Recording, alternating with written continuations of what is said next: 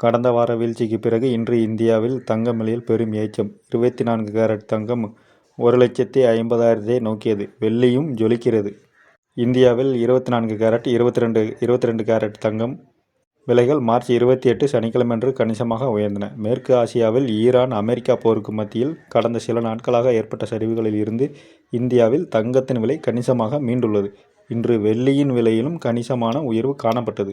ஈரானுடன் ஒரு ஒப்பந்தத்தை எட்டுவதற்கான காலக்கெடுவை அமெரிக்க அதிபர் டொனால்ட் ட்ரம்ப் நீட்டித்ததைத் தொடர்ந்து தங்கம் மற்றும் வெள்ளி சந்தையில் ஏற்பட்ட பரந்த மீட்சியின் ஒரு பகுதியாகவே இன்று இந்தியாவில் தங்கம் மற்றும் வெள்ளி விலைகள் கூர்மையான ஏற்றம் காணப்பட்டது. இதன்படி இந்தியாவில் தங்கத்தின் விலை சனிக்கிழமையன்று இந்தியாவில் 24 கேரட் தங்கத்தின் விலை ஒரு கிராமுக்கு ரூ. 251 அதிகரித்து ரூ. 14,809 உயர்ந்தது. அதேபோல 22 கேரட் தங்கத்தின் விலை ஒரு கிராமுக்கு 230 அதிகரித்து ரூ.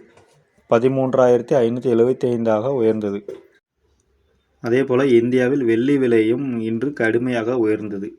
வெள்ளியின் விலை இன்று ஒரு கிராமுக்கு 245 ஒரு கிலோவுக்கு 2,45,000 அதிகரித்து 2026ஆம் ஆண்டின் தொடக்கத்திலிருந்து வெள்ளியின் விலையில் கடுமையான ஏற்ற இறக்கம் இருந்து வருகிறது.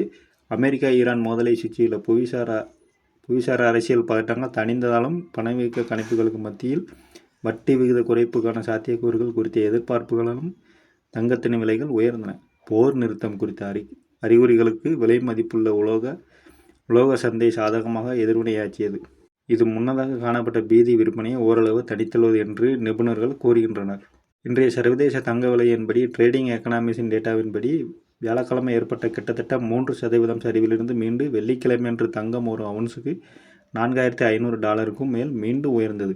சண்டைகள் தற்காலிகமாக நிறுத்தப்படலாம் என்ற புதிய நம்பிக்கையையும் அமெரிக்காவுக்கும் ஈரானுக்கும் இடையேயான போர் நிறுத்தம் மற்றும் பரந்த மத்திய கிழக்கு மோதல் குறித்த தொடர்ச்சியான சந்தேகங்களையும் வர்த்தகர்கள் சீர்தூக்கி பார்த்தனர். போல போரை முடிவுக்கு கொண்டு வருவதற்கான ஒப்பந்தத்தை ஈரான் ஏற்றுக்கொள்வதற்கான காலக்கெடுவை அதிபர் டொனால்ட் ட்ரம்ப் நீட்டித்ததால் சந்தையில் நிலவிய சில அழுத்தங்கள் தணிந்தன. கிட்டத்தட்ட ஒரு மாத கால பகைமைக்கு பிறகு ஏப்ரல் 6ஆம் தேதி வரை ஈரானிய எரிசக்தி உள்கட்டமைப்பை தாக்கப் போவதில்லை என்று ட்ரம்ப் உறுதியளித்ததால் விநியோக அபாயங்கள் குறித்த தெளிவான குறுகிய கால கண்ணோட்டம் வர்த்தகர்களுக்கு கிடைத்தது.